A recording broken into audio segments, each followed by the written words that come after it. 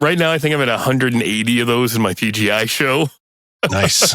Dude, those are awesome. Those are those are like the OG Dominator ones. Which ones? The Raccoon 20 millimeters. Oh, they just I had a few of those on my show. Perfect. Just a few. And they're 50 cents each. The match costs more. Exactly. I had like 300. Those 30s, though, I saw the videos online of them. And then Nathan just shot a couple in a test and he sent them to me. Not what the videos look like from Dominator. They have like that pillar, but they were really close and tight. But the ones he sent me, they just like, they're still pillar, but they ballooned out. And some of them, like the red and the blue one, almost had like a go-getter effect at the end on some of the stars. It was really weird. And that was a Raccoon 20 millimeter? Dominator. No, the debris-free Dominators. Oh. Which Marcus said he's going to put in a bunch of those for me to get demos up for him. All you need is a piece of tape to make come again. Free. Yeah, right. I mean, A piece of tape. I'm waiting for the punchline or something. I'm like, and then You want a debris-free comment? Put a piece of tape on the top so it doesn't fly off, and it just fold over backwards. Wow. What, you think that really worked? Have you not seen because we put Showtime stickers on them all the time. Yeah, I was going to say, we put the little Avery stickers on top of the thing. Showtime FX and all the stuff that's debris-free, it just has that threaded tape with the fibers in it. Yeah. And it's just over top of the thing. So when the top blows, the tape holds it and it just flips over. So even your label is going to stick to that tape and it's just going to fold over. That's not the only thing. The lift charge is in a bag. Well, now, if you have anything with like stars and stuff like that, then they got something different. I was hoping for none of the plastic discs that I was going to pick up, the little salt and pepper shaker caps. Mm-hmm. Yeah, they're probably like wafers that dissolve in the air. Oh, that's Dominator that does that. It almost looks like little plastic caps. Cups the little plastic, the push pop. Yeah, that's Dominator. I think they got rid of that. That's like old style. I am psyched though because I have the Dominator smoke cake, the night smoke cake on hold coming, and the Raccoon one. So I can get a demo up of each of those too. Ooh. Yeah, I can't wait to see those. It's going to be sick, dude. That's a hell of a workload. Two videos a day. You got all that stuff scheduled out already? Nah, I'm only got until Sunday scheduled right now. Or is it next Sunday? Well, you got lots of weeks. Yeah, I'm scheduled to February 23rd right now. But I've got 80 videos uploaded, ready to go. My man. Jeez. And then, like I said, I'm at, I think it's 297 intros, but I've still got more cans that I'm loading, ready to go. When does that officially pick up, you figure? May? Is when all the looky-loos? Yep, that's when we start getting all the casuals coming in. Last year in May and June, it was insane. Like, I doubled my sub count. I was getting views out the wazoo. I was like, yes! And then it falls right off again. Yeah, totally. It's so hyper focused to a certain point of the year. Yeah, it's such a niche, you know? Yeah. So, but I'm having fun and I'm getting to see a ton of stuff, so whatever. Yeah. Rock and roll. Oh, we were recording. I figured it. Yeah. Welcome. You are getting tired, buddy. We're Posey, AJ, and Jamie. Ignite your passion for Pyro musical show design. Both Gotta do it now very every limited. time. Yeah, you don't really. I think it's your new joke. It's your new joke. What was the other classic AJ joke is it was colorblind for a while and then that played out, but it never really plays out. It just stays forever and ever. The other one is say something when we're trying to get levels. And you kind of did it tonight when you logged into the room. I said, say something. And then you immediately started doing the singing the song. Say something, I'm giving up on you. But then you stopped right before you said I'm giving up on you. We'll do it in Spanish next time. Welcome. I am Bozy, the Rhythm Pyro Chief Evangelism Officer. In that small time, Hey. that's Pyro Dad. Hola. Hola. What would that be in Spanish? Hola. Pyro Padre. Pyro Padre. We're hobbyists and semi-professional pyro show designers, and the Rhythm Pyro podcast is a place where we can get together, talk shop, fireworks, art, share tips, tricks, news, and insights with you. From the desk of the fine folks at COBRA Firing Systems. Fireworks are more than just shows. They're about the people behind the shows, the people who make this industry special. COBRA Firing Systems is proud to support the Rhythm Pyro podcast and the passionate pyro community that continues to push the craft forward. Thank you, Scott, and the guys over at COBRA for supporting the show. Yeah, man. Thank you guys very much. Actually, you did that really, really well. I was really surprised. Now the first thing I'm gonna go back to our chat and I'm gonna listen to the one that you did. Don't get me sued. He didn't do that so well. We're hanging out with our good buddy Den Fireworks this week. What's up, dude? Hey everyone. SSDD. Yeah. Oh yeah, I got that. I didn't. Same different day. Oh yeah, I got you. Tell me more. Day. Tell me more. Work on the channel. Get the wife healthy. Work some more. Work on the channel. Get ready for demos. I'm ready for spring, guys. Yeah, I bet, dude. Is she up and moving yet? Yeah, after she got over COVID, she is on the move. We're walking like 30 minutes a day now. I love it, man. And she is cleared back for work on March 3rd. Nice. Is she excited? Yeah. Oh, yeah. And I'm excited because she'll have other people to complain about than just me. So it's going to be really good for us. Get her out of the house. Uh-huh. This is why he's ordering all the fireworks right now, because she's preoccupied. Right. Once she goes back to work, the pallets can come back in. When I broke my ankle and I was laid up for a while, years and years ago, Katie was such a trooper. Guy was a prima donna, just laid in bed all the time. And then you gotta wait on people hand and foot, and it's just a hard situation. Yep. And you're dependent on them. They're dependent on you to get around and move. Like when she showered on her own and not in the chair, she was just like, yes! Excitement. That is the best shower ever. So I'm going to preface this conversation. Today's topic's tariffs. So, the pyro industry, like so many others now, largely is subject to the product tariffs, especially considering the countries in which so much of our product originates.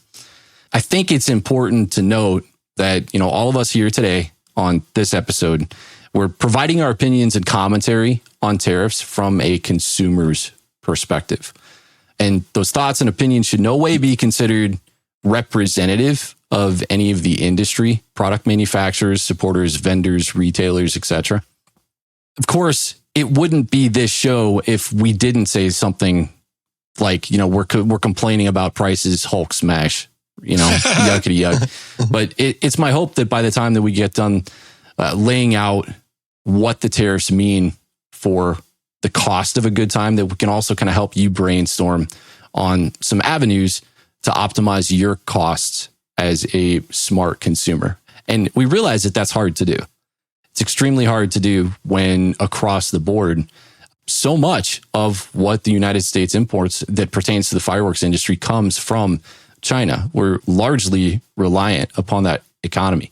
So in the same breath, this is not meant to be a political debate either.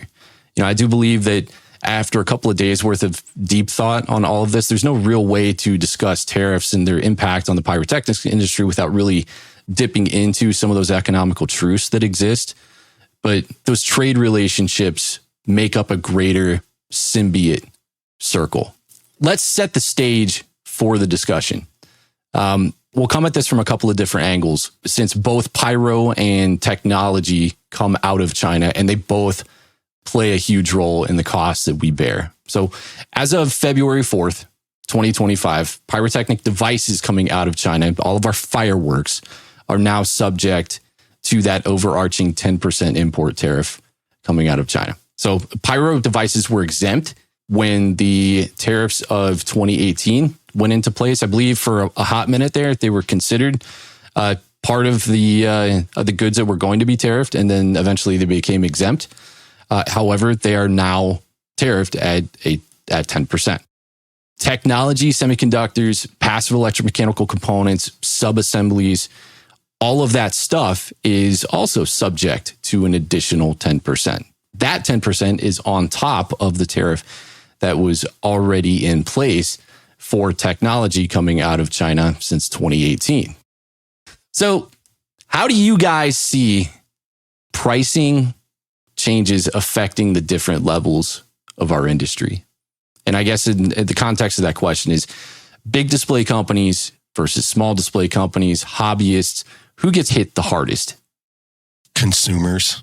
Yeah, I mean, this hobby already is really expensive, and it is going to hurt. You might see a lot more Pyro Planet stuff on the channel, because that comes out of Cambodia. Yeah.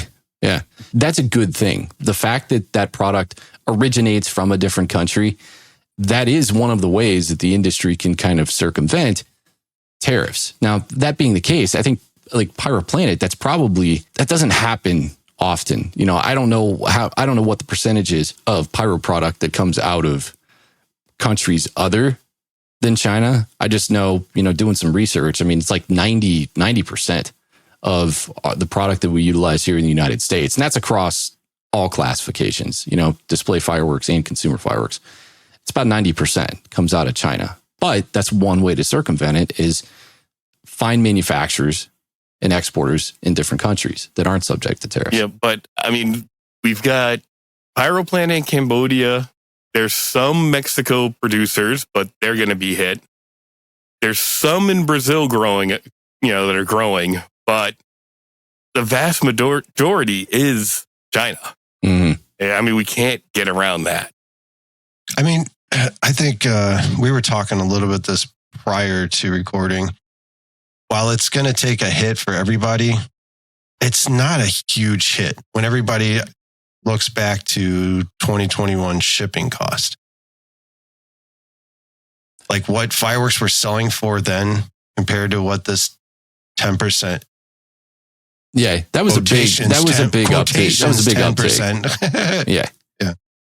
Right. And I mean, some of the suppliers have also said, yes, it's 10% on the product, but the product compared to shipping the container as well, it's more like a 3 to 5% move. Some of them are saying. Yeah, it's not 10% website cost, basically. Right. Because we still pay how much to ship that can over. That the product is, 30 to 50% of the cost? Yeah. To get a container? And I think they're subject to import duties and other fees once those actually hit the docks. So I would assume that each company maybe handles this differently, but obviously these are all costs that add up. And costs that add up are typically costs that are going to eventually they're going to make their way to the end customer, because there's always a cost to do business. And to make sure that you're making money, you have to sometimes, unfortunately, pass these costs along. It's just the way that the business works. If you continually shave off your own margins to try to make things making your situation as razor thin as you can, that's not healthy for a growing business. And I don't think any of us are going to be mad about, the small increase being added, because it's not like the vendors or any of them, anybody in the industry is raising their costs just to do it. It's because they're just passing on the costs that they're getting charged. Yeah. Jamie, what was that thing you said earlier about? I mean, the reality is if our vendors that we love, that take care of us, do not adjust for cost increases on their end, their profit margins are going to start dwindling away. There are research and developments going to diminish, and the quality of product, service, employees, what we love is going to eventually no longer be there. So in reality, we need them to make sure they're staying in the know and able to support us the way we want them to. And there's a cost to do that. Tariffs is going to raise the price, but it's also going to increase upset customers. What do you got to do to deal with an upset customer? You're going to have better support on the back end. So there's a lot of little variables that are probably going to affect it too. But if they're not staying with the times and supporting their team to be here in the long term, it's a short-term problem that needs to be focused on long-term results. Yeah, totally. That's really well said. Extremely well said. The uninformed hobbyist, I think, has a really tough road to hoe. You're messing with our money. Of course, we're going to be upset. And it's like honestly, that's probably one less case a year I'm going to be able to buy. I've been in commission for 20 years. You mess with my money, I get upset. The guy or gal that shoots one show a year and hasn't really found relationships within the industry to leverage or optimize their pricing. The shooters that are still buying retail, given they're buying retail in high volumes that aren't cost effective, they haven't, the guys that haven't discovered wholesale yet, the guys that have not found clubs or networks to leverage group buys at better volume costs. I mean, those are a few things that you could probably do to, eliminate yourself as low hanging fruit, right? Because you probably look at this thing, if you see, fireworks are now part of this and you're a one time a year party goer, you go out in the backyard and you get all your retail stuff and you go nuts and you spend thousands and thousands of dollars doing that. That's going to leave a sour taste in your mouth because you're going to feel alienated and it's going to suck because it's expendable income for you as a consumer, So figuring out how to integrate yourself into social circles that you may not have otherwise knew even existed before, that's one of the best ways that you can try to drive your costs down. Adapt and overcome. Because the reality is most are not going to stop blowing up fireworks. It's just, you can't do it. Maybe a little bit less fireworks, but then you got to figure out a way to say, more. How do I get more? Yeah. How do I get more? That is the addiction. We do it with gasoline prices. They're so volatile. It's hard to have an actual budget, but we need gas in our car. Doesn't matter how much it costs. We're going to complain about it. We're going to figure out a way. Okay, I'm going to drive an extra 18 miles to save 50 cents a gallon, or I'm going to get it here. You'll find ways to adapt and overcome. Mm-hmm. But everybody has to, in a business industry, they have to adjust for the changes just in business itself to be able to support you down the road. Yeah. That's why restaurants fail. And other small mom and pop, they just look to make, I want to make $500, but they never make that adjustment for, okay, well, it's costing me this much money to actually stay in the know of having the best employees, to give them the best benefits. So I keep the best employees. So I have the best customer service. There's just so many variables in what I do. I always have, why you guys so much? Why does your prices go up every year? There's a cost of doing business, and it's just not point A and point B. There's 3,000 steps in between point A and B to give you the end result. This industry, let's face it, it's not huge. You're not looking at big corporate conglomerates that are running it. Sure, there's a couple, but for the most part, a lot of the entities that exist are very much classified as small businesses. Right. But those small businesses, what they're dealing with has multiple parts in the whole scheme in multiple countries, You got China, you've got the people that make it, the people that ship it, the people that do this and that, the people that unload it. It's not just mom and pop or, big said fireworks company. No, there's a lot of variables behind all that before you get the product in your backyard and let her go. Yep. before it all gets crammed into the garage and then fused together. Chaz garage. Right. I guess it's going to go down to, for a lot of people, is to see how their particular vendor takes this or how they adjust with it. And like I was discussing earlier with you, there's a website I went on and they had already cranked up all of their product 10%, exactly 10% from their January pricing. So I saw that and I was like, oh, well, that's kind of weird. All that stuff was in stock already. So you're going to, like, whoever you're buying from, just maybe time to buy from someone else. Yeah. I mean, and we should be smart about the things that we purchase. You know, we should be going out and looking at price lists. And, you know, absolutely, you want to be loyal to the companies that you know and love and that you've purchased from in the past. Like I do that all the time. I've made a conscious decision to be loyal to the vendors that I buy product from. I like too many people now. Yeah, that's your problem. My wallet is not big enough for how many people I really, really like in this industry. It's a small industry, but try telling my wallet that, because it doesn't agree at all. Here, you get 1,000 and you get 1,000 and you get 1,000. Well, you spent 10,000 with right us now. Yeah, but I believe it. If you watch Den's videos, you don't carry what Den has. So then I had to buy some stuff from them. Right, because I want to try and get all the brands up, because in different parts of the country, you're going to see different product. Yeah, and that allows everybody to see what's out there. And, you know, the small people who are just in the backyard who are just getting into it. Well, maybe they can't go cross-state, or maybe they can't deliver. I didn't even realize they had this here. It makes it accessible to everyone, regardless of their domestic geological location. Yeah. You know, because you're providing them with a service in demoing stuff that otherwise may not have demos. But we're going to call them denos. Dinos. Man, now I'm thinking of like Deadites, and I'm going with Evil Dead, man. That's your followers. Den's next video, he's in a Deadpool outfit. To all my fellow Deadites, these are my dinos. You can get Mikrit to make you a helmet. Yeah. Dude, those ones looked really good. They looked really good. I was impressed. For somebody that just started 3D printing, man, he did a pretty good job. I took a look at those and I'm like, oh, okay. All right. Well done.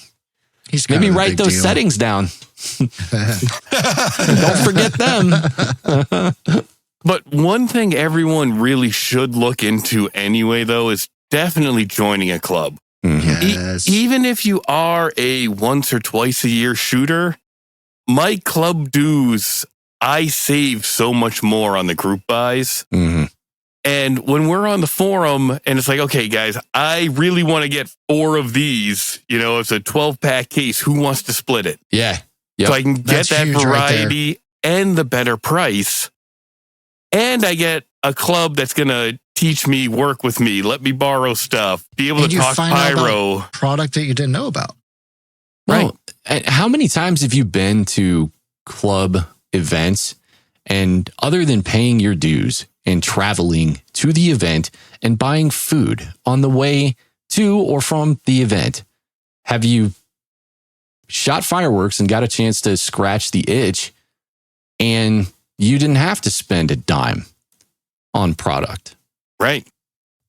You know, I think that's really important for a lot of, I mean, it was insanely important for me when I first got into fireworks, because I needed a healthy, safe outlet to scratch the itch, because, you know, I got into fireworks in a time where it wasn't legal in Ohio to, you know, so it was a naughty habit to have in the first place. So going out and habit. a naughty habit to have. So going out and getting trained to do that stuff the right way was the appropriate decision.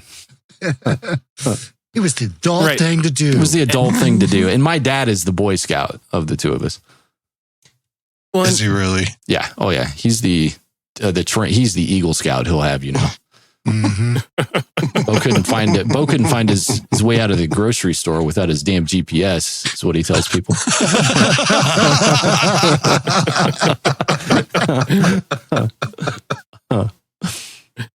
But yeah, you're right, man. I mean, I think it's a good idea to try to feature a lot of the clubs in the different territories. Maybe integrating yourself into bigger clubs, like say a PGI, but definitely bare minimum, go get involved in different Facebook groups.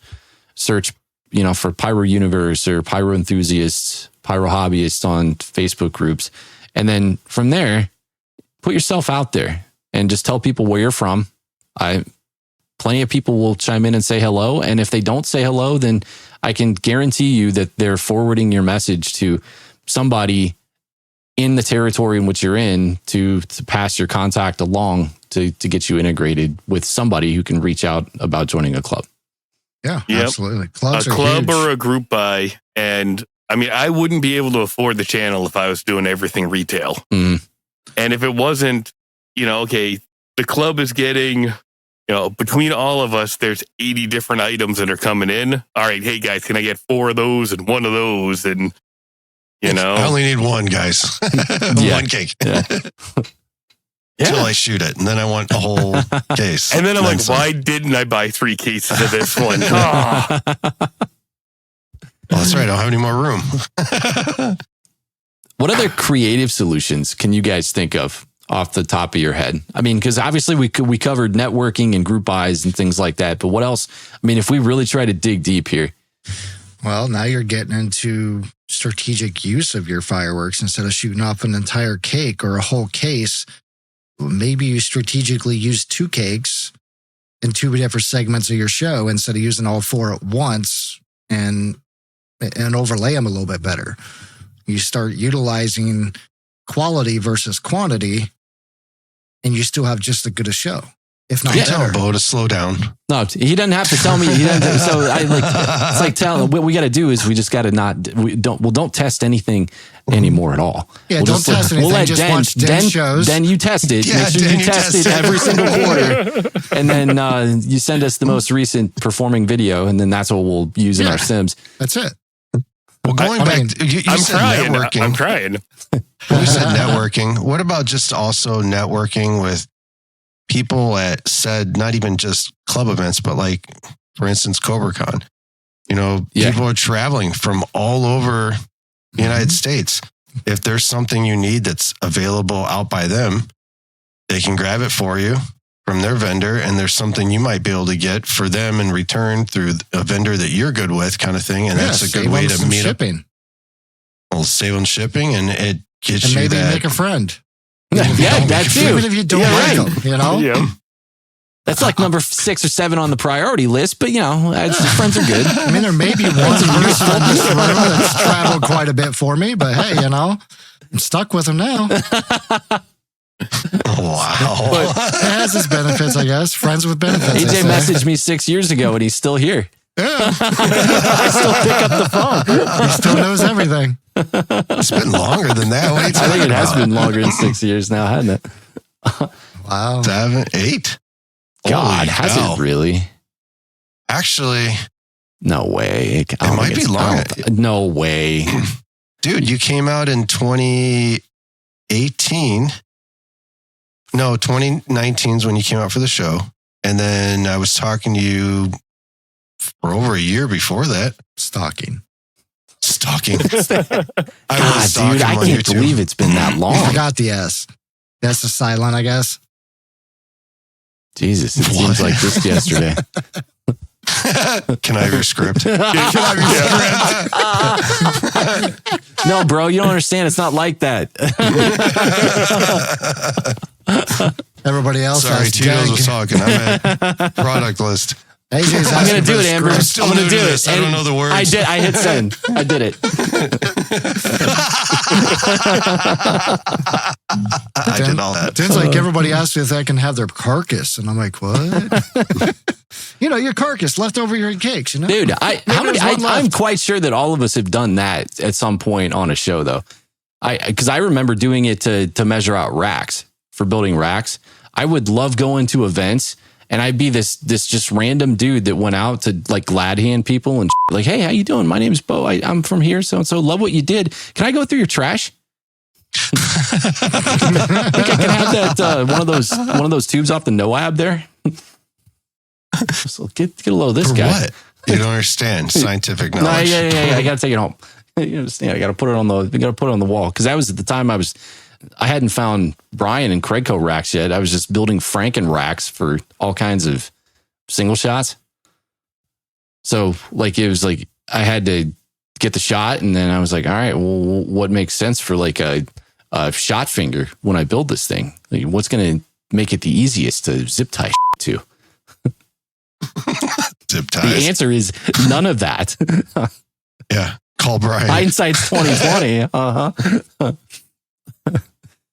Jamie, you said something about application too. Like this kind of relates to that, but I think if we spent more time being analytical about our purchases initially, for instance, and I'm using COBRA as an example simply because I can compare it to, say, an Ignite now, right? But when I got into Pyro a long time ago, I looked at the market that existed then, and COBRA made sense because it had the functionality to allow me to do higher resolution shows. Fast forward to now, if I was just getting into Pyro musicals, I mean, if we look at people like Nate Freeman and what he did at Octoblast first year with Ignite, there's no way that new Pyros, when they see that, they would think to themselves, if they didn't know any better, they'd think that that's just like it's a really high-end firing system that's handling firing system duties. They're surprised to find out that lower-end systems like Ignite, bought in a retail store. Yeah, stuff that was bought in a retail store can perform like that. Right. Learning your application and oversaturating yourself with feature sets and the way that these systems work, what they're good at, what they're not good at, and then looking at your application and trying to figure out if that makes sense for you, that could save you a ton of money. Like that can save you huge amounts of money.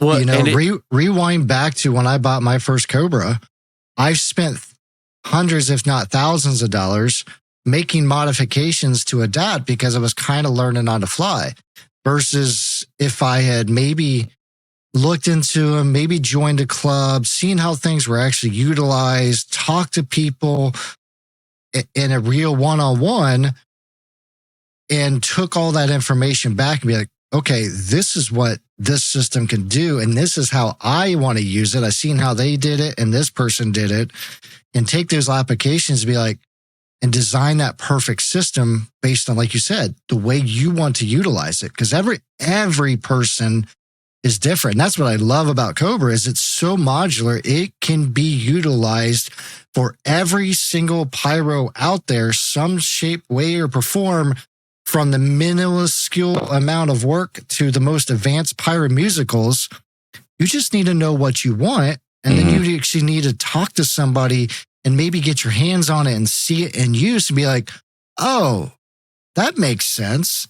But if you're not familiar with, fireworks, firing systems, or how shoot sites are set up, you're kind of just winging it. And Facebook is not the best place to just ask a question like that because you would get 1,000 opinions and none of them apply to you. Yeah. Right. But COBRA is playing it really, really smart with Ignite as well, where you can design your show on that retail space and actually see all the cakes and download your script as you're buying the show. I mean, because Superior has that plugin. I believe Spirit of 76 has it. Yeah, it's not cross-platform yet, but to give a once or twice a year shooter the ability to see that visual representation of their show and design it to just download to their Ignite, I mean, that's huge. Incredible the way they're doing that. It wasn't available when I started into this. No. And if it had been, I probably would have saved a lot more money and have a lot more COBRA. Yeah. I wouldn't have had so many sky puke moments. More. This too. One thing I'm always trying to push as well is three 200-gram cakes can cost you less than that single 500. Yeah. And look better. Yes, absolutely. There's two things, and that's where your channel comes in. So, I mean, this is one thing you can do to use your money wisely is know your product. Like, how long does it last? If I'm shooting a firework and it lasts 30 seconds, do I need to start this firework 15 seconds later? No, I don't need to do that unless I really want just a crap ton of stuff happening. But know your fireworks, know how big of a field they play. And you do so many videos in such deep, intense detail of what each cake or anything does. The data's there for you to utilize that product and use less product and have the same abundance of quality in the sky. Right. You don't have to have just 500-gram cakes. Because I know there's people who walk right past the 200s because, there's nothing to it. There's some outstanding 200-gram cakes that I'll put up against some 500s and they'll win single. Yeah. And if I can buy 3 of them for less money, spread them out, you're improving the show, but you're still saving money. And if some people change the mindset on that, I mean, they'd save more than this tariff change. I mean, 200-gram cakes typically come, 12 to 1? You start venturing into wholesale and then buying 200s and some of those 350s in wholesale, you can get a hell of a lot of bang for your buck. I mean, there's still cases of 200-gram cakes that Dad and I've got that we lace our finale sequences with each year because we only need 2 or 3 and to wrap up something really nice in the low and mid level to hold it down. Just something that's solid stepping and you can keep things moving, but it's nice and full. And there's 350s, another great one. Some of those perform better than 5s. Mm-hmm. And some of the 200 grams, though, they also come 24 one. There's some 48 ones that are still incredible cakes. Machine Made has the Nishiki Perfection. Mm-hmm. That little 7-shot cake is beautiful willows, beautiful tails, and buying it wholesale, I think it was under $3 a cake. I think it was like $2.50 a cake. And a 500-gram would have cost you what, $40 to $60, depending on what you got? Right. And everyone I've given one of those cakes to, they're like, this thing's amazing. I'm like, yeah. And you can throw up 10 of them and you're still at half the price. And you still have a quarter to half a case left for your next show. Right. Sounds like I can offer you up some advice on how to save some money. You stop giving cakes away. Save them all for yourself. Shoot them in the videos. To save money, you can just go to Den's channel and watch all the fireworks and be like, all right, that's a good one. That one's a good one. I want that one. I want that one. that ends up costing you more in the long run. Yeah. What you're actually looking for. Shell, I needed in a zipper cake. I needed it. And then there's that side. Don't go to Den's channel. Just stay away. Trust me, it costs me way too much money. Now we can tell you and show you and give you points on how to save money, but we cannot control your addiction. Your addiction. Your what is it? Think of that word where when they go to the impulse buy counter. Yeah, right. Lack of impulse control. There it is. I guess we could all just get together and get a petition going too. Here's another thing. You create a show, you tell your wife how much it's going to cost, and she says, nope, this is how much you can spend. Or you send her to go get the fireworks, she come back with half of them and you save some money. The wife might be like, go get more stuff. I love that, Joel.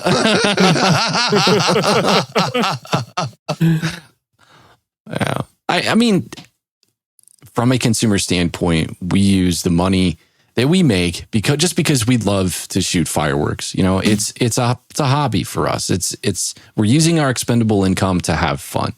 There's always going to be a degree of impulsivity to some of the buys. I mean, I don't think there's been a year yet where, Dad does it every year. He's always impulse buying, and he'll still go out and buy retail because he enjoys the experience of doing it. I'm not going to knock it at all. Impulse buys. Yeah, no, right. I still get pulled in by pretty wraps too. Yeah, totally. Like you walk by and you're like, oh, that one's pretty. Okay, that's going in the cart. I don't even know what it does, but it's pretty looking. The outside looks really cool, though. I literally am visualizing Den walking by a fireworks store, minding his own business, and some just sparkles. And the wife is still going. She turns around and he's gone. He's in the store. Yeah. Does your dad still have the blonde joke that was all like holographic that one year? Yes. They're like 20th anniversary or whatever. Mm-hmm. You still got it, man. Never shoot it. Yeah. I mean, Den, when you go to retail stores, though, I'm sure for you, it probably hits you a little different because you have this super extensive brain pan of knowledge when it comes to product and what it does. When you see new stuff or you're different giving me stuff, way too much credit. Well, I would just think to myself, if you're in a retail store and you're walking up and down the aisles, I'm sure you're seeing stuff all the time where you're like, yeah, seen it. And then you walk up to something like, this looks interesting. Never seen this before. Never looked it up on the internet. Let's take a chance on it. Let's see what it does. Well, yeah, everything I demo is the first time I've seen it. I mean, I still consider myself new to the hobby. I just went way down the rabbit hole. Yeah. And so if I see something with raccoon or winda on it that I haven't seen, those are no-brainers. I pick them up, I throw them in the cart. Raccoons got you wrapped around their finger because of their pretty wraps. They've got you sold, brother. You can't say no to raccoon. Oh, Wicked Ways? I walked by that one, I was like, oh, dude, that's the... They listen to this podcast. We send Den more now. He's going to get a flyer in the mail. Oh, God, I wish. Catalog. Holograms. But, yeah, because, I'll wander, and it is a lot of, okay, well, look at the wrap, look at the brand name, and I try to hunt down brands I haven't tried as well. I love getting a house brand from a new place. Yes. Big D's, Elite, American Wholesale, even with their heavyweight line. What do you want to have represent you? But then, a pretty wrap will pull me in. Mm-hmm. And a lot of times I don't even read the performance. I'm just like, all right, how many shots does it have? Oh, well, this is angled. All right, I need some more angled. Let's try that. 200-gram angles can really stretch out the show. I want to see more of those. Yeah. I think the wraps are a big part of the marketing for products, period. Remember when we had the conversations with Jim at Sky Wars, AJ and Jamie? And Jim was he's like, wraps are a lot of what sells the product, period, especially when you get into retail. Wraps and names. Mm-hmm. Well, he said wraps to it and grabbing what's hot that year. Where he said what was it? The anime was huge. Yeah. Yes. Mm-hmm. Yep. I can see Jim in some anime. I've seen some. I've seen quite a few. I'm like, kids are into this, huh? Look away, kid. Look away, kid. Legend of the Overfiend. Every time I've posted one with, oh God, now I'm drawing a blank, but the Super Saiyan line and the Dragon Ball Z wraps, there's tons of comments of, I need to get that just for the wrap. I don't care what it does. Shoots flaming balls. Good enough for me. Actually, when you're out, have you noticed, because that's something I don't really do as much as you do, Den, where you go out to the stores and look around more. Have you noticed when you pick stuff that you actually read the description of what it does, or you just read the name, don't even bother with that and bring it home and then read it? I would say it's 75% I don't even read it. 25% I will read it, if it's a different brand or a new one I haven't tried yet. But most of the time it's, I haven't seen this. I'm just going to get it. And then as I'm reading the description, doing the intro, I'm like, I'm glad I picked this one up. Or, if I actually, the thing that kills me is you see this cake, great patriotic name. The wrap is completely red, white, and blue. And I'm like, yep, always looking for red, white, and blue stuff. I throw it in the cart. Red, green. And then, Yeah, red, green.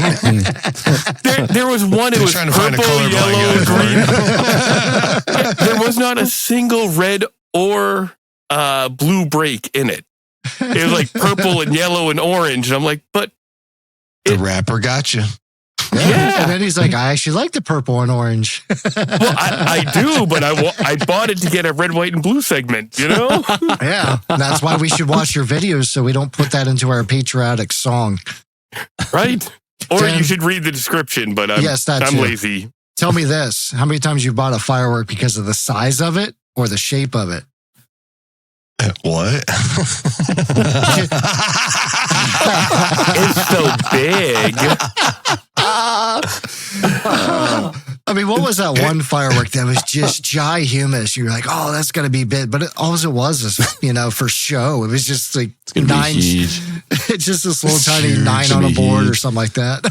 No, like the only ones that really pull me in on that are like the small 200-gram zippers.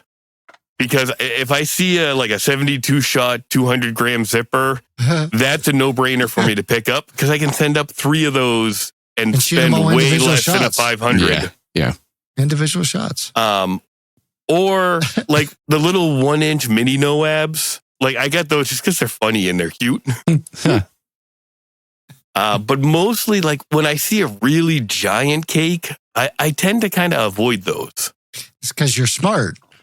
But the typical person who's never shot fireworks before, what would you think? It's gotta be better. Oh, this is an 8-inch shell. Yeah, you think it's 4 inches of cardboard. Yeah. All right. 2 things. One, Bo, you got to get the "That's Cute" sound clip with that one. That's cute. Oh, dude, they're so cute. Make a footnote on here? Bless his heart. Oh, yeah, hold on. Second thing, do you think that with the tariff thing, kind of going back on that, do you think this will cause people to jump on the bandwagon of buying early and grabbing as much stuff as they can now? More like what we were kind of talking about, where it's like slightly a panic buy because they're like, I don't know what I need, but I'll just get it anyways because before anything new comes in and it goes up, and then they'll just buy more later? Or do you think they'll be like, let's just see because I'll wait this out? My opinion would be we're going to buy fireworks and we can't control price increases that we have no control over why the price increases go up. So we're going to buy the fireworks. And right now the prices are already starting to go up anyways. We don't know what it's going to do later. You're going to spend more money by doing that because you're just going to buy stuff without watching Den's videos. So being the smart buyer is to buy what you actually need, or that you're like, I'm going to use that sometime, but just a panic buy, I don't think that's a Jamie thing. What's a Jamie thing? Huh? I'll use it sooner or later. Well, yeah, exactly. You know what? I'm in a position right now that I really can't buy fireworks. You know what? I don't need to. I'm good. He's good. I'm good. Yeah. You got enough we could do like 10 shows. 10 small shows, yes. Small shows. I didn't say how big of a show. Small 4x8 boards, nothing too long. 4x4x4. Yeah. 4x4x4. Yeah. 4x4x40. 4x4x40. Yeah. Inches, 40 inches. You keep all your ratchet straps in a 4-foot footprint. It's okay. Yeah. I don't know. I think the political climate will, fast forward 2 years down the line, if the political climate stays the way it is with this, the trade war between US and China, if it looks like that's escalating, then I can definitely see people potentially trying to position themselves with more inventory, working with guys in group buys and things like that to try to bring in more stuff, because it's a scary climate. You don't necessarily know what's going to happen. I mean, the one universal truth is like prices always go up, right? They very rarely come down. That's why, when we were having that discussion offline earlier, AJ, about shipping costs, shipping costs were so high a couple of years ago that I was really personally worried that they were going to stay up, that the industry was just going to keep them up.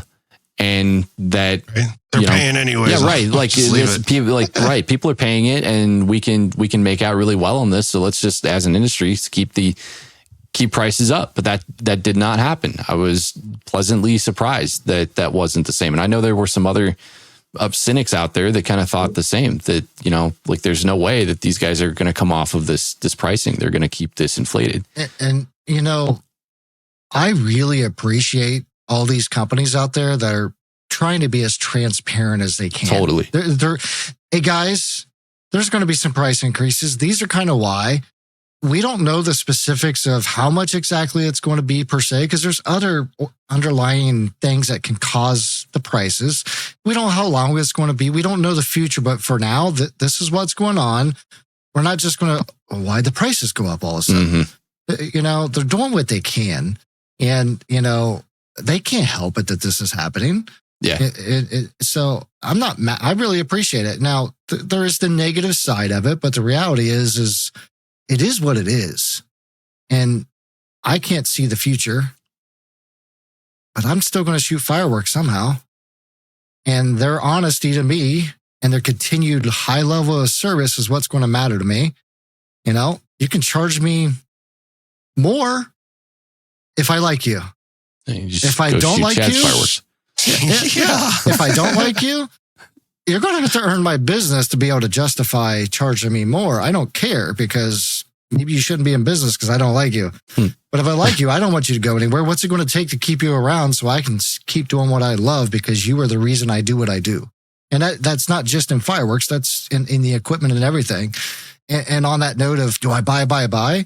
Well, these tariffs aren't just affecting fireworks. Like Bo said, they're electronics and everything else. So in our daily lives, our cost of doing things is going to hit our wallet just in general. So we're going to have less money to spend on fireworks because of that too. Yeah, right. Completely unrelated to fireworks. Completely unrelated. And on that same note, completely unrelated to fireworks, that computer at the office now costs more money to repair because the part to run the business went up. Mm-hmm. Where do you recover that cost? So the transparency is there within reason. They can't tell us exactly what it's going to be. I understand. Now, if you feel they're taking advantage of you, then, something's going on. But, that's not necessarily what they're doing. And a lot of companies, and I know this for a fact because I may or may not have worked for one, they don't tell you anything. Mm-hmm. Yeah. They just try to sneak it through. Right. And if they're passing their costs on, then, that's the cost of doing business. It costs them more. They still need to protect their profit margin. But the places that are doing a 10% already on stuff that's in, or, they put everything up 10% instead of the 3 to 5 that the actual cost is, those are the ones we got to keep track of too. Mm-hmm. Yeah. Yeah, because that's product that they already have on the shelf, which goes back to your original comment about almost keeping your own inventory of your suppliers and just making note of what moves they've made to this point. Because if product that's already on the shelf has a blanket 10% increase and, new containers, we're talking 20, not even 20 days, 18 days, 17 days after the tariffs went into effect. That's product that landed a long time ago. So if that's being marked up already. Right. Nothing has landed yet that is in the effect of this. Those boats are not fast. Yep. But it's also, racks are probably going to go up because, the metal in them, we might have tariffs on that aluminum, depending on where they're sourcing the aluminum from. Mm-hmm. What about the CAD program to operate the design? There's just so many little tiny things that as a consumer, we don't really think about. Oh, yeah. We don't think about it.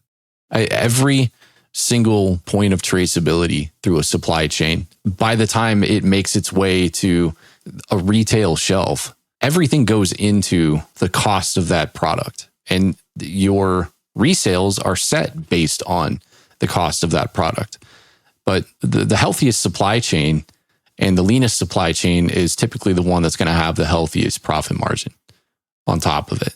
So at that point, you know, this is business 101. This is capitalism. I mean, this is exactly what everyone's trying to do. I mean, look at like, so in tech, for example, you know, any supplier or any OEM that isn't looking at their bills of materials right now and trying to find cost optimization in, like, you know, say you got a circuit board and you got one socket on that circuit board, but you've got one part designed in and that part comes from China.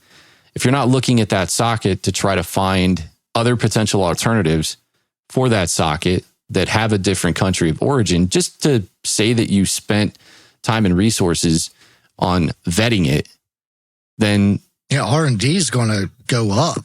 Totally. Where do you make your money back in R&D? Yeah. Well, just because a product went up, I still got to cover my cost to design and improve said product. Oh, totally. And then when you have to redesign product, that's a whole nother world. Yeah, just light your money on fire. Yeah. Because you're like having to, like, what these OEMs went through during the pandemic in redesigning stuff just so they could find product that was in supply, a healthy supply that they could get so they had something to sell. They're in markets, caused so many issues across the board with different SKUs, different boards. Like, it's nuts, because then you just create new problems, potential problems for yourself. And in technology, that's not easy to handle for small businesses. You know, you take that and apply that to a big corporate conglomerate that has tons of money to throw into engineering and R&D and sustaining engineering. That's one thing. But to give it to a company that's rocking one design engineer, you know, a guy that that's doing everything, his mechanical and double E work all himself, and concepting in his basement, it's a totally different story. Absolutely. I mean, take my wife, who loves doing Cricut. She makes shirts and things for people, and she charges them $15-$20. I'm like, why? Well, that's all it costs. It was like, honey, you used 3 shirts to make that one. There's $15. You did the Cricut, the vinyl. You had to buy a whole roll of vinyl for $10, but you want to use a little piece of it. You used my electricity for... Used my electricity. That I'm paying for. I had to buy all the I had to buy all the equipment so you could do said thing. And then I bought you the better Cricut iron-on one. I bought you the big iron. Better. I bought you the middle iron. I bought you the little handheld iron. I bought you the mug maker. And I bought you the T-shirt thing to line up where the text goes. I feel your pain, brother. And then I had to listen to you. I had to listen to you for 2 hours while you weeded that said vinyl and messed it up. And guess what? You had to make another one. And I had to listen to you do that one. And they had to buy better weeding tools as well. And so better weeding tools again. And all the research and everything that went into that. And you sold it for $20. So you spent way more than $20. The $1 million question, or at least you'd think that hopefully it's a $5 question. At least maybe it's worth $5 more than $20, but who knows? Was everything that you did shy of figuring the raw costs out enough to justify what you sold it for? And so often the answer to that is like, I mean, it's head scratching for a lot of folks. No, they're like, I was happy with that $5 that I made. Yeah, I mean, I spent 7 hours making $5, but yeah. As a business, the answer would be a hard no, because it's not sustainable. Right. Yes. But as a person, as a hobbyist, as I kind of want to learn how to do this. And if I'm getting some kind of money to help pay for my addiction, like Den, then great. It does kind of make sense. But if the reality is like, this is how I want to make a living. This is how I want to make others better and enjoy the hobby that I want. I need to make a profit, and I need to continually grow, and I need to think about the future, not just today. So the reality is no, it is not sustainable or worth my time to lose my butt all the time just because of somebody's, I don't think you should raise your price. Well, maybe I can help you understand why, but do you like the product? Oh, I love the product. Well, I like to keep it that way. Right, so here's a really good thought then, since we're going business side on this. What do you think businesses right now, shooters, should they be going to their towns and trying to get an increase for their shows. So if Should you always be doing that? Not always. They usually set prices and you just let it be kind of thing. It's not like you go to them every year and be like, I need another 1,500. I need another 1,500. I think part of that has to do with, if you're fishing for business, like say you're going after a big contract or something, and you go to that. I'm talking about just the towns that you already have. So State of the Union is, you're saying if you like historical business, it's historical business you've had forever. Do you go to them and raise costs? And my response to that is, if my costs go up, then My costs go up, your costs are going to go up. Is adjusted. I have to make some kind of adaptation, whether it's an increase in cost or you're not going to get 41 minutes, you're going to get 39. Yeah. 41. There's got to be something, there's got to be some kind of adaptation that makes sense where we can continue this relationship. If you still want the quality, the length, everything to be same or better each year, there's going to have to be a cost increase. But if you're like, you got a budget, that's what you want to stick at, this is what we can provide at said budget for us to continue doing this. I mean, as a business, you have to think long term. That's why so many businesses fail, because it sounds great just thinking about it, but 2, 3, 4, 5 years from now, you're not making the money that you need. And then the catastrophe happens, like a depression or, major shipping costs where you can't afford to buy your product to sell the product because you don't have any additional cash flow to be able to stay in business for a year that you didn't have income coming in. Mm-hmm. There's a lot of variables that go into it. And as a consumer, it's our money. We don't want to spend it, but we also want the best of the best. And the reality is just, there's got to be a give and take relationship between the consumer and the business at all times. Yeah. Maintaining that relationship is integral to that process. Not being the guy that gets on Facebook and that just prices are going up just a bit. Sure, it sucks. And like your initial reaction is almost always going to be, well, this blows because I don't want to pay more money for something that I just consider to be a pastime. Yeah, the soapbox vending's fine and dandy, but then when it becomes a mutiny, it's like, okay, this just got out of control. Mutiny. I'm always a person of Den did this. Den did that. Sorry guys, I didn't mean to. Den is the reason I have no money. But I'm that type of person. Control the controllables. There's variables in life that I have no control of, but there are factors that I have control of, and I can only control what I control to adjust the uncontrollables. So that's so much control. Exactly. I mean, controlling control is all about control. I got lost. Too. I'm saying, are we controlling? Who are we controlling? You got to control the controllables, man. Just do it. Don't ask questions. Just control it. Yeah. Just stop talking about it, Bo. Like Snapchat. Oh my God. All right. Any final thoughts here on tariffs before we get to cake talk? Oh yeah. It's not that bad as you people think it is, I think is the best way to put it. It could be worse.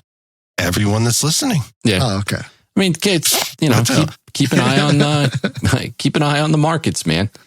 Nobody wants to spend more time scrutinizing over, who do I buy from and why should I buy from them? And, why should I spend a week determining if I should buy from this vendor versus that vendor? Because that's just you being smart about cost analysis. Because if you really do care about it that much, then spend the time, put the time into understanding your application and then understanding where you're spending your money and why you're spending your money.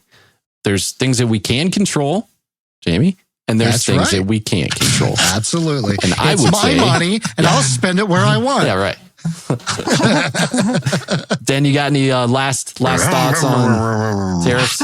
I mean, I'm an addict. Prices are going up. I'm still going to pay.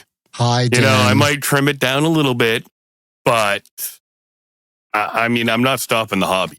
There you go.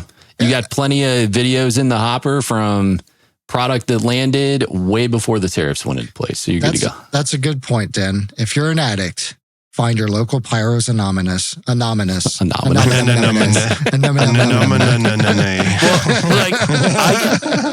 I was talking to somebody about it that I would like to start like a 12-step program for Pyros. Yeah. But I want to hold the meetings in the Pyro shed.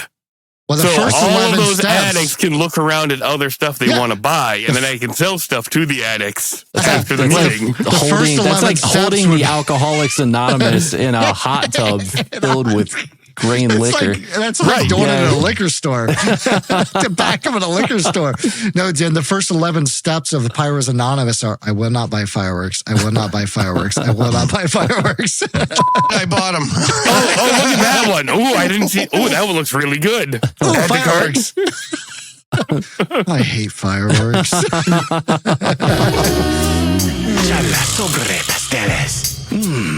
Delicioso. Welcome to Cake Talk.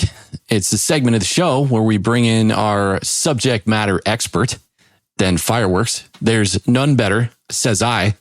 So what do you got for us this week, dude? You got a couple of cakes and some fountains, yeah?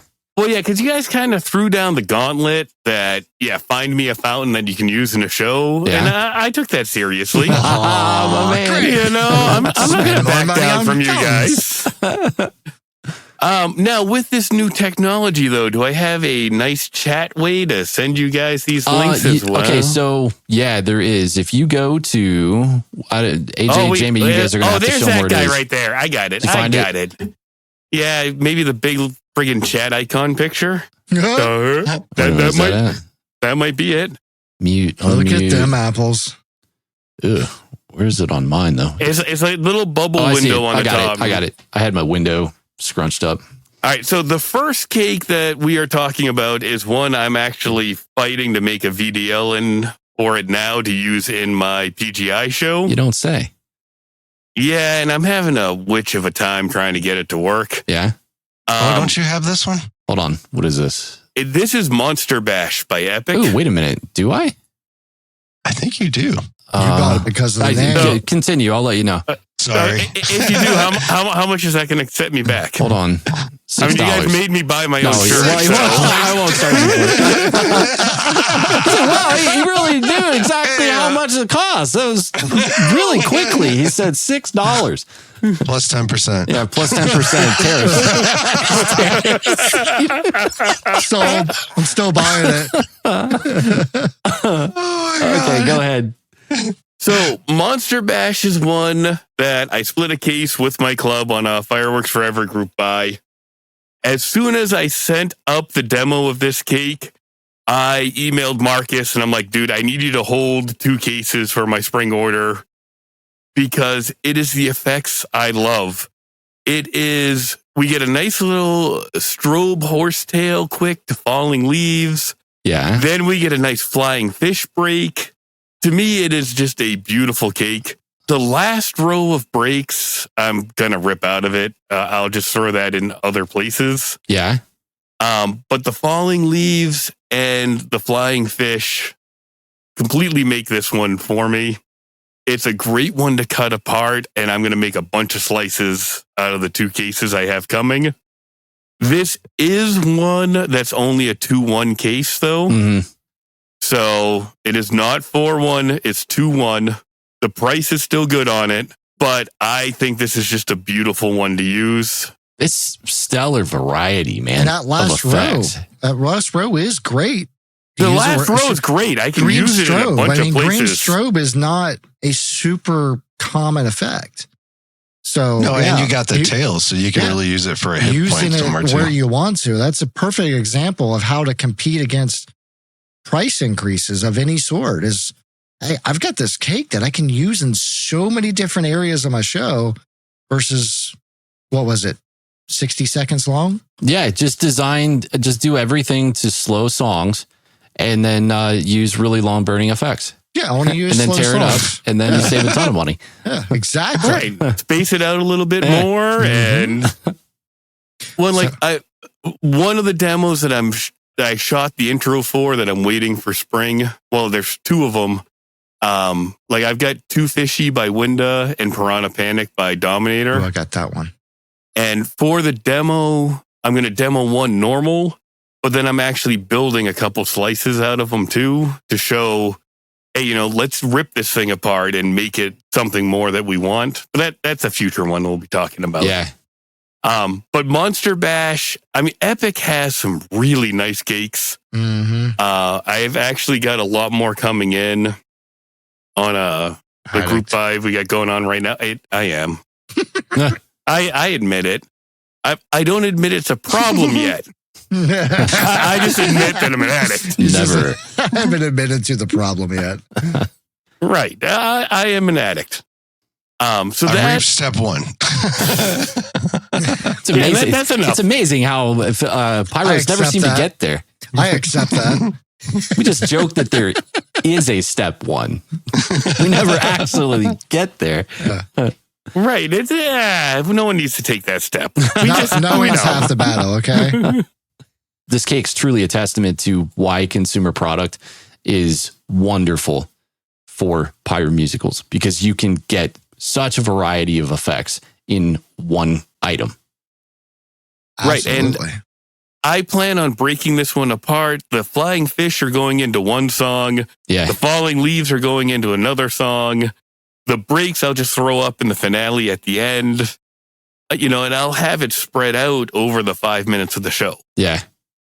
And it is just beautiful fish in this one. Love this cake. Love it, dude. It was really good when I saw that one online for the first time and I watched the video. I was really curious if those effects were going to be as bright as they were in there.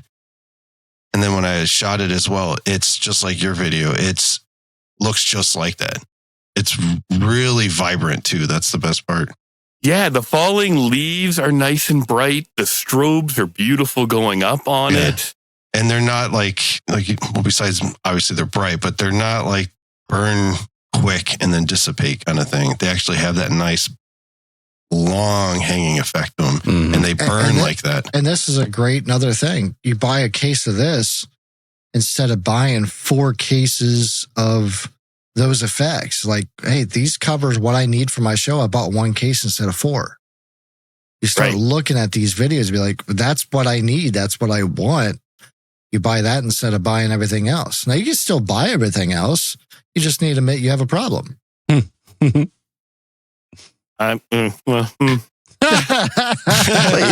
there yet. Not there yet. I buy the 4 cases and this. It's okay. It's okay. The trailer's full of stuff I need to demo. I made room in the shed for the next couple orders that are coming in, but I'm not sure how I'm going to transport them here with the trailer full. Buy a second trailer. Just buy a second trailer. I don't have that JV money right now. There's an addiction. Like our anniversary's coming. Everybody's like, what do you want? I'm like, every time for Christmas, my birthday, and our anniversary, you ask me what I want. COBRA, match, and fireworks. Exactly. You should already know what I want. None which you're going to pay for. That's the only 3 things I want. COBRA, igniters, and fireworks. Right. Really simple. Exactly. Maybe Pick some a racks. So my 50th is next month. And, the wife was like, all right, so what do you want to do for your birthday? 50th what? Your birthday? Yeah. Damn, You're not dude. 50 years old. Well, not yet. I'm not. I got a month still. Oh my God. You got to be kidding me, dude. I had no idea you were so old. Yeah, I thought you were like, he's old. He's old. I'm old, dude. Quick, pan up. It the makes camera you feel up. better. He forgot makes to you say- feel better. You He forgot couldn't to be our say dad. He forgot to say older. This is why I'm doing it all now. Before I kick the bucket, I gotta make up for lost time. That's right. It'll be the world legacy, man. It's your legacy.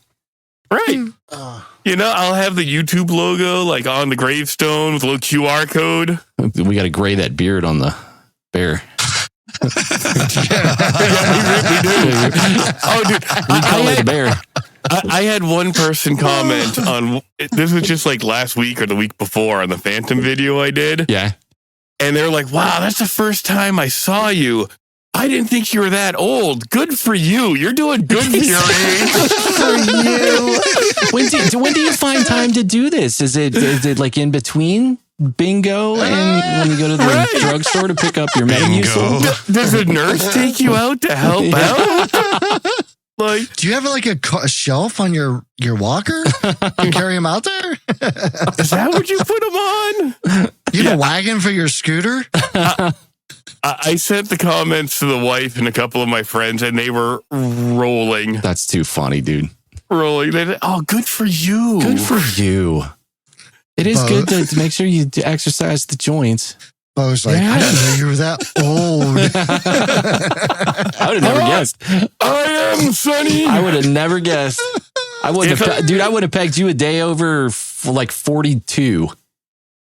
Yeah, no, half a century next month, man. Wowzers. That's decades. And I've now wasted my whole retirement on fireworks, Good so for I'm you. screwed. Like, I better not live too much longer. You'll get a return sooner or later. Once the hits are happening. Well, you can retire comfortably for 48 hours. Yeah. Yeah. All right, man, what's next? All right, so the next one is probably not going to be any surprise to you guys. And I know there's a lot of people in the Pyro world who know about this one, but hopefully some don't. Hammer and Anvil's Hectic. Yeah, baby. Yeah. That's a good one. The go-getters in this, the colors on it. Mm-hmm. And it says it's a 500-gram cake, but it comes 12-1. And the price was really good. Like, the price was good for a 200-gram, I thought, when I bought it wholesale. And the colors in these go-getters are beautiful. And you've got a mine going up on every one of them, too. Tons of colors. With that Hammer and Anvil Pyro blueprint, too, you know which rows you want to harvest if you only want to send up one color. Or it's 15 seconds. Run it like it is. It's beautiful. I really like the drone footage on this one because you can see the go-getters flying in all the different directions, more so than you can just straight ahead looking at it. Right. And in this one, I did 3 at once as well after. And if you watch the 3 at once, there is so little deviation in the timing on it. Yes, they still deviate some. It's a consumer cake and it's fuse. Yeah, and a part of that is like just the nature of the product itself too. But fuse is fuse. None of it's gonna be perfect. Yeah. But they held so close together with the 3 of them that it really impressed me as well. Yeah, consistency is rare in true consumer. It's good. I will never forget the first time that we saw this, dude. I think we've talked about this like 5 or 6 times. Every single time somebody mentions this cake, AJ and I instantly start reminiscing about Cobra Con when we saw it go up. I mean, we just locked eyes, like, dude. I mean, if there's any one point in AJ's life where he probably saw a color he never saw before, it was when Hectic first went off on the field. Like the entire Cobra Con crowd saw that AJ saw color for the first time. They were like, "Oh my god, is that what you guys normally see?" It was I just remember seeing how vibrant. That guy over there is having a religious experience. I was drinking hot cocoa during my first experience with Hectic. Dan, what did you say that was packed? 12-1. And it's a 500-gram cake packed 12-1? Well, yeah, I mean, it has 500 on the label. Yeah. And no, it's at least on my price list, and the one I got is 12-1. That's crazy. Huh. I mean, the composition, and it's a smaller cake, but the actual composition really helps the effects be what they are. The vibrancy of the color, the consistency of the cake, and how high they go, and the actual movement of the go-getter that goes into versus just having the big old shell in there. Mm-hmm. Totally. So right. It's a very, very, very good product. Hammer and Anvil makes some great, consistent product in general, but Hectic is, yes. It's standout, man, for sure. Yeah. Well, and go-getters are hard to get in the consumer world. Mm-hmm. Never mind a single effect go-getter with that beautiful of a color. And you doing 3 at once, showing the consistency of it. It's like, oh man, I can lay this across the front line and just fill the entire front line, and it just looks like it's one huge cake just going. It's awesome the way it works. And you get 12 of them if you buy the case. That's one heck of a wall. And that blueprint, you don't even have to watch Den's videos to know how to break it up. Hey, I'm all for it, man. You know, I am absolutely kidding, because do not stop doing what you do. Right? I will You're taking write a lot of our work away. It's I awesome. will write my Pyro Man. I need your videos. I am addicted to your videos.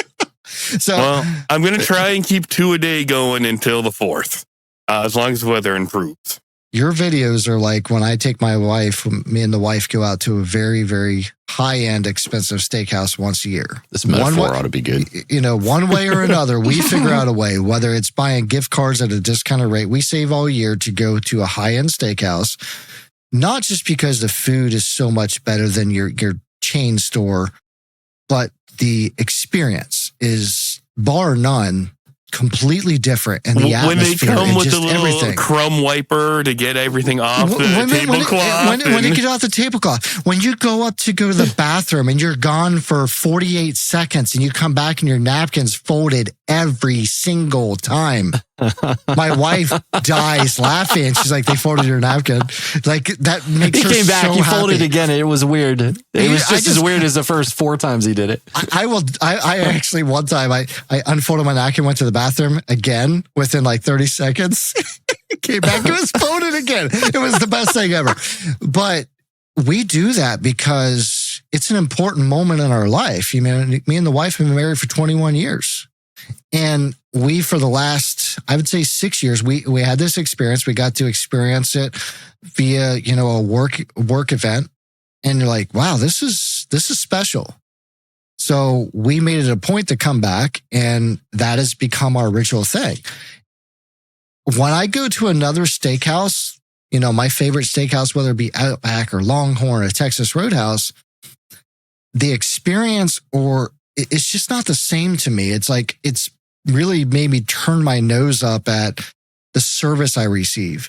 So when I watch your videos and then I go through and watch somebody else's videos, I mean, it's like, I don't even look for anybody else's videos anymore. It's like, I'm going to Den's. Den, I need you to demo this, because your detail and your quality and the passion that you have for what you do is bar none, dude. You've set the bar so high. Keep doing what you do, man. I love it. The check will be in the mail, Jamie. All right. Congratulations, Dan. 10%. Filet mignon of YouTube firework guys. You are the 5-star experience. I'm glad you guys think so. I mean, I'll take it. I just want to do the videos I want to see, and I'm glad people are liking it. But I'm a hack and a fraud, and just kind of wandered into this One is how pretty I label want at to a see time. it. Well, exactly. And you're saving me money by not buying the pretty label that I didn't like. The pretty label that you thought about buying, but you didn't. But that's impossible, because there would never be a situation ever where you saw something pretty and didn't buy it. I have self-control. I gotta have that. But even a bad firework is still good. Yeah. You know, it's just, all right, maybe I should have spent less money on that, or it's not right for buyer's remorse. These shows I have in mind. You know what, Dan? A bad fireworks experience is better than a good day at work. Oh, hell yeah. There you go. I never thought of it like that. I never thought of it like that. All right, man, hit me with some of these fountains. All right. So we had the gauntlet thrown down, and I have a couple different ones that I enjoy all of them. Yeah. The first one is Molten Metal by Mad Ox. It is all color nitrocellulose. That's it. There's no crackle. What does that mean? There is no other effects. You know the color jelly beans? It's lava. It's all lava. Oh, I love that. So the floor is lava? That effect, I remember the first time I saw that effect. That was years and years ago. I think it was in an NFA event. Spirit of 76 had just dropped their lava drop fountains. And I thought that was the coolest effect. I kept asking myself, I'm like, why the hell can't we see vibrant colors like that in aerials? Right. And the cameras did a bad job getting all of the colors on this one. But I did 2 of them at once, and you can see the only difference in the timing is really from me walking with the torch between the speaker stand I was testing and the ladder I normally use. But it is beautiful lava. It comes down all the way. Great color. And I actually have a case coming of one of the rewraps of it. Because this is also the bubbler fountain from Epic, Fireworks Forever. Ooh. Because I pinged Marcus and I'm like, hey, dude, you get a lot of Mad Ox. I need a case of molten metal. And he's like, well, let me tell you a story. Yeah, why don't you get this one? Because I do carry that. So are you supposed to say that? Well, no, but I have a case of them coming because I'm going to try and fast fuse them as well and light up all of the tubes at once. And my plan is, if that works out good, that'll actually be in one segment of my PGI show instead of flame pots. What are those colors? Blue, red, yellow? It almost looks like purple. Ask AJ. Okay. White. It's all white. I was really wondering what he was going for in that section of his Pyro musical. It looked all over the place. There's blue, there's like yellow, there's like purple, there's pink. Yeah. Purple, pink, orange. Orange. Orange. Orange. Orange is the proper use of that verb. Yeah, so you got blue, purple, orange, yellow, and it's really pretty. Yeah. And I'm thinking cutting this down to like 15 seconds instead. Yeah. I mean, that should be pretty darn cool. How do you stage fountains? I mean, because it's like you can see when the fountain gets to the next stage, but I've never actually dissected one. I've never pulled one apart to see how the staging works. Most of the time, it's multiple vents, and then they just have fuse jumping in between them. Huh. Some of them are a single vent, and they have 2 stages of effects in it, though. So, but this one, I believe, was 4 bores, 4 vents in it. So I'm going to try to fast fuse one with all of them at once, and I'm going to do 2 and 2 with a gap. Yeah. And just try to get the timing the way I want right for the musical. Mm-hmm. So in a product like this, what causes the propulsion in the stars? Is there a lift element to it? I believe it's just the nitrocellulose formula on these, that the nitrocellulose itself, when lit, pops out. Okay. And Sweet. gets energetic. And that's why you don't get like this stupid height on it either. Yeah. Like some of them you do get like a 2-foot gap, but a lot of them just kind of like fall out as well. Yeah. But Definitely. I'm not as much of a SME as you guys consider me. Once more, hack and fraud. So someone will listen to this and be like, this is how it really works, Den. 50-year-old liar. Definitely a fountain you want to elevate. The old timers is kicking in. I forget the stuff. Yeah. Back when I was at the Boney Express, But Jamie, honestly, I don't care really what the fountain is. You need to elevate it. Mm-hmm. You get so much more effects when it comes down. Yeah. I hate watching the manufacturer ones where it's just sitting on the ground. I'm like, it would look so much better, even like 3 or 4 feet up. Yeah. Yep. And even like cheap fountains, like the next one that I'm going to show you guys, you get a lot more out of it by letting it have that hang time going down to the ground. Now, if there's ground blooms in it, all right, you want it on the ground in someplace flat and level so they'll dance around. Otherwise, 6 feet in the air.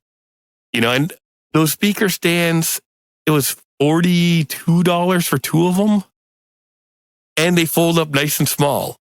Cheap, easy way to get your stuff elevated. Yep. And it really does make a difference on all of the fountains, especially those jelly bean ones or like Windows Eruption. Love that fountain will be featured one day too. Yeah. Well, I think fountains just in general, finding different creative ways to elevate these or just even stack in your site picture can really create a cool effect. Elevating them potentially to different heights, hanging them, the way gravity plays on whatever the effect is going to have a lot to do with how you perceive the effect. Well, yeah, didn't Sean try to make a Christmas tree out of some of the cheap little fountains too, that just angling them out, having some at 90 degrees, some at 45 I think he on did. the frame? Yeah. Yeah, he didn't have luck with all of them lighting because some of them shifted, but the ones that did, it looked great. And you could use these next ones, the Happy Neighbor fountains. Those are impressive. They're it's 80 cents for a 4-pack. I can't buy a Pro Gerb for 20 cents to run in a show. Look at the effects falling all the way from the ground on a 6-foot step ladder.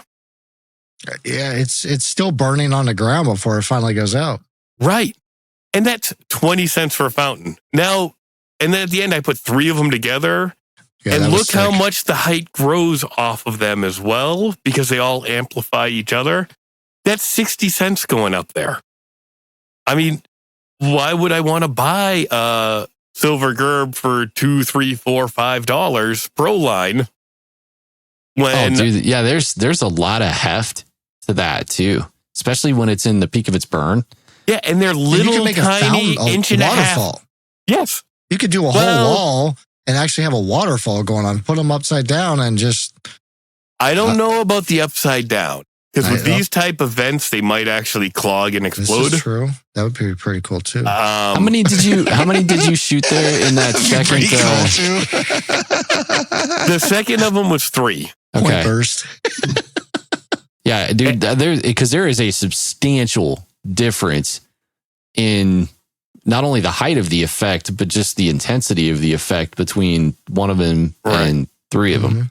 And they're about 2 inches apart on that. So it's not even like I had them like all taped together. And like I said, 60 cents. Okay. Yeah, that looks great. You know, that's looking at those two, that's really crazy that the time on 3 of them, they all pretty much burned out just like a Pro Line. Yeah, right. I noticed that too, that they didn't, like, there wasn't a huge differentiation between when one started or ended. Like they were relatively consistent in their burn. Right. And it's great because it's a 10-second too, which is awesome. Like I was watching the time for all of them and it was like 10. The longest one was 11 seconds and I can live with that. But you don't really see a 10-second fountain a lot ever. Yeah. Like, and that's something that can be huge. It's if you go Pro. Yeah, not unless you go Pro. I mean, that's impressive. Well, and in Pro though, you've got the 4-second ones that, are the instant burst, or the 30 or the 60 second. Like I picked up some of the Spirit 70. Oh, do they now? Mm-hmm. Oh. Raccoon's got a lot of options, but they're not 80 cents. Right. And these look good. Yeah, my question is, do you live by an ocean or a lake? Why does it sound like there's a buoy in the background? So I have a swamp about even 15 feet to the right. So you get those are the peeper frogs. The ding ding. You hear them all spring, man. Most of the summer. I hear the frogs, but I hear ding ding. Oh, the ding ding is my little hey, subscribe and hit the bell. Oh, that's awesome. There it is. I see it. It's his dinghy. So, he's got a dinghy floating in the swamp. This is his first time watching a Den Fireworks video. It's just at the beginning of every one of my videos when the demo starts. But I don't need sound to watch a fireworks show. I don't wear my headphones when I'm watching videos. Dan, I'm sorry if you said it already. What was a package malt on this one? Well, they come 4-1 for 80 cents. Okay.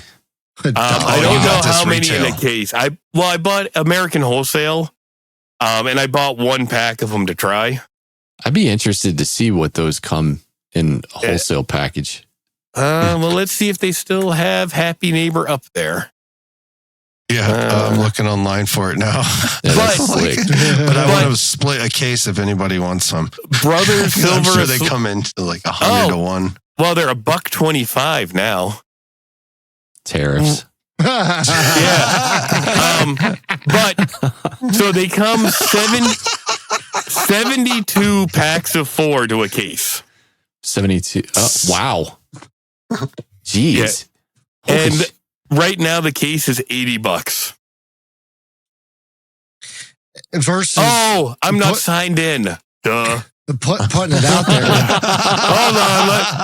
Let me actually get my elite pricing. Hold on. When you buy a case of fountains, they're like, 100 in a case, and they're $300. Hold on, now that I've $400. set up my big time flex. So yeah, they're still 80 cents. I stand corrected on elite pricing.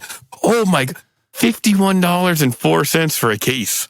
A 72 you said units of 4. 72 times 4. What was that? That's 288 of those suckers for what, $50? Yeah. Wow. Yeah. So divide that by the cost and see what it actually gets to. With that. Yeah. Okay. That's a winner. Yeah. How can you go wrong with that? You could shoot fireworks every single day and spend $50. That's a winner. I'm gonna channel my inner AJ. We're gonna cut this one out of the video. We'll put it in later after we get our order in. We're gonna buy them all. We're gonna light 5 cases at once. And it's super quiet. That's why you get the Happy Neighbor. Well, I like the color too. The color is nice and vibrant. The color's nice and vibrant. It's full, even when you shoot just one of them. I was surprised when you shot one. I mean, when you held it up initially in the video, I'm like, oh, it's going to do nothing. This is going to be stupid. Yeah. And it fell the whole way to the ground, still burning. Yeah. And the paint tray that it's on is 5.5 feet up in the air. Yeah. That's solid projection, man. And even if you got to put a few of them together to achieve something that's really got some girth to it, that's still a hellaciously good effect. Still only 60 cents. Yeah, right. That too. Right. It's dirt cheap. That too. Plus 10%, it's what, 60.06 cents? Right. The tariff is like hidden in there. It's pennies. It's pennies. It doesn't matter. You got to round up. That one came from India. But Brothers also has the slivers of silver that are like that. Same thing. Yep. Hold on. Sorry, I clicked it. T-Sky has one. I forget the T-Sky one name, but there's a bunch of them like that. So, and then I do have one more for you, which is the Spyro Spark wheel by Brightstar. Ooh, wheel. It is awesome. Yeah, I did a demo of it. American Wholesale actually used a bunch of them during their NFA Pyro musical, and I'm like, I know what that is. I got this last year. Or the year before. Oh, yeah. Sorry, go ahead. As soon as I saw it, I was like, oh, I know this. Yeah. But what did you think when you lit it? It's not lit yet. Oh, all right. You're going to fix that. You're going to fix that after seeing this. You weren't looking at it right. No, I know what it is. It's still sitting in the box. Do you not know how to put it together? Or do you need to like... No. Instructions not incomplete. Yeah. No. It's one of those we bought it and we never got. God, this looks really okay. No offense, this looks really involved. But it's awesome because you don't need, like most people need a wheels. You got to put it like on a board with a nail or something like that. This, you don't need that. It's already got the whole stand and everything. I don't know, put it together. All you do is you push it on. Yeah. You push it onto the peg. You put the peg on the top of the stick. You're done. Huh. It comes with directions. And it drives in the different directions. So you get that. Now, Dude, is it real? Is it a Maltese wheel? If you manage to light it correctly, it will drive in different directions. Well, it only fits on one way. That's kind of cool. It does. That's like awesome. Once it gets going, though, like the first part of the wheel It almost looks like the old Biohazard logo. Yes. Yeah, that's sick looking. Huh. Now, on this one, I didn't have it far out enough. It was on a cement paver, so it doesn't fall. Like, you get that flat spot in the middle. Because I didn't know how stable it would be. If it was going to, like, shake off or not. Yeah. But that's a beautiful look. I think. Like, I lit this one, I was like, oh, I need more of these. It's full, too. It's not like it's creating a full sphere. It's not just, oh, there's a hole in the sphere. It's nice. So, AJ, are you going to dig that one out now and actually, like, check it out? Or are you just like, Go do it right now. I had a good laugh when he was like, oh, I was wondering if he was even lit.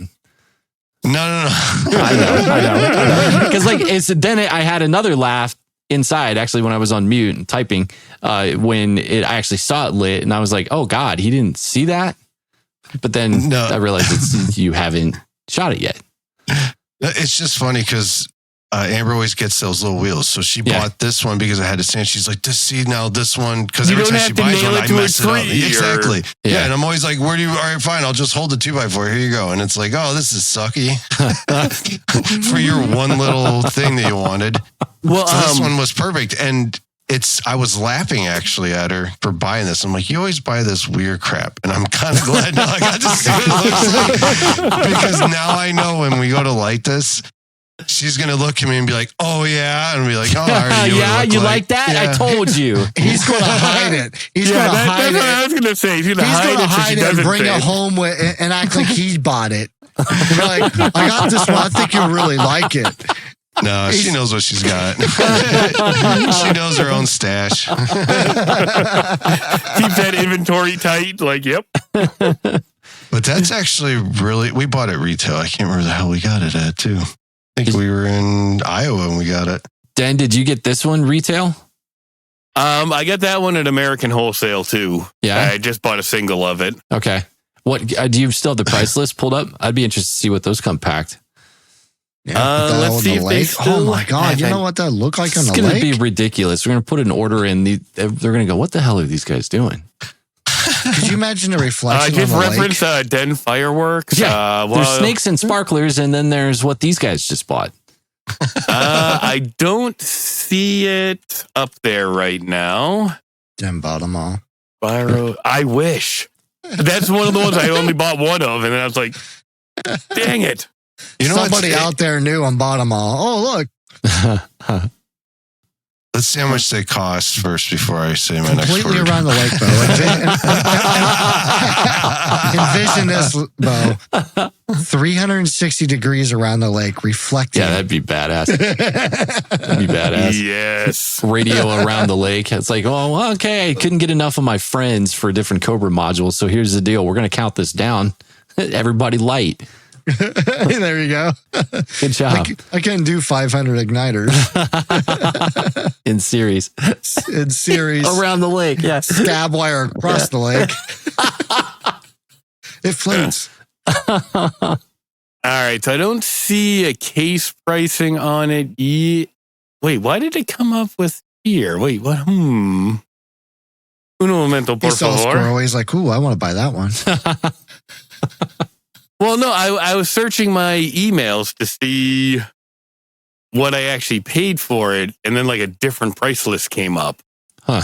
So now I wanted to see if it was on that price list, but I don't see it there. I've never heard of that manufacturer either. Brightstar? Brightstar is one of Windows. I have. Oh, you know what? Well, unless you were looking, you had it at I had a bunch of it at Keys Camp. Okay. Remember you got a cake? You know a cake name off the top of your head that I'd maybe recognize? They're Winda. It is Winda? Yeah, it's a Winda brand. Yeah. Huh. Winda, Wizard, Brightstar are all them. So for buying a single at American Wholesale, I paid $16.64 when I got that one. How much do those the more involved wheels go for, the novelties? I don't know off the top of my head. I have a stack of wheels I need to demo still. I would. I mean, if I were to guess, I would say they'd be less than that. But they don't perform like that at all. Yeah, not like that. Like especially the little ones that you put on with the nail. They're like $3 to $5 tops. Yeah, and half the time you're right. You used a rusty old nail that Dad had sitting out in the garage, and then it doesn't spin. And it's wobbling around everywhere, so it gets stuck. And that thing spun better than some of the old original Proline versions of these things. Yeah, it lasted 25, 30 seconds. One of the things I still need to demo is, I believe it is Winda, actually has handheld wheels too, that you put on a stick that you can just hold the stick. And it comes with one stick and 3 different wheels to it. I still need to demo those out and check them out. I've heard they're pretty darn cool though. Yeah. Jamie'd be good at that. Just holding it? Holding a stick. Holding it. I like to touch it. I like to touch it. It's the only pyro use I get right now. I have... Oh my God. I can't. I have one video featuring Mrs. Den where I was doing some of the this took a weird turn. I was having her hold it, okay? Yeah. And she took a shower by herself. I gave her 2 of the handheld snow cones, and I'm like, hold them at different angles. So like we can see both of them. You're not doing it right. We're calling them snow cones. She wasn't. Okay, got it. She it. put them at the exact same level and held them even. I'm like... Look, did you see how poorly this turned out?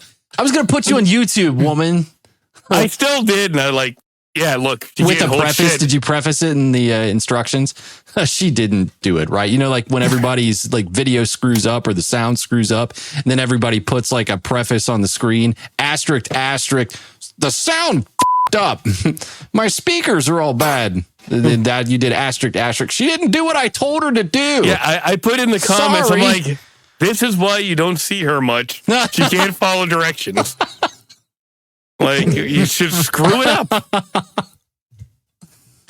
Oh, God. That's great. Oh, God. All right. Is this thing, is this going to work now? Yeah, there we go. Cake talk. Yummy. Okay. Hold the script go. Dan, I got one for you to grab from Brightstar if you ever find it. Look for Sublime. Write that down. I only bought it because I like the band, and I remember seeing it. I'm like, it's got to be good. Well, dude, I love Sublime. That is really another one that heroin just took people way too soon from us. Absolutely. I actually ordered, I have coming, T-Sky has a painkiller cake, and it's the cover of the Judas Priest Painkiller album. I was like, I don't even care what the cake does. Like, I love that album. I'm buying a case. Like, yeah, baby, go start talking about it. Go join the Discord, and then go check us out on Patreon, patreon.com/Rhythm Pyro. Den, thanks a lot. We always love having you. This will not be the last time. It'll probably be the last time before you turn 50 years old. 5 decades. When is your birthday? The 20th of March, the first day you'll be of back. spring. Yeah. You'll be back we got on March, for, baby. We got another one. There's 3 of us. Write that down. AJ, you, me. We got to have a big party. We'll have a you cake guys talk are March that night. too? Yeah, I'm an Aries. 14th. AJ's a useless Pisces thing. I'm a Pisces. What's your sign? I am a Pisces on the cusp. Yeah, see, you're forgiven. You're close enough to be an Aries. It's okay. Yeah, that's why I'm the bridge between you two. Exactly. You know? Exactly.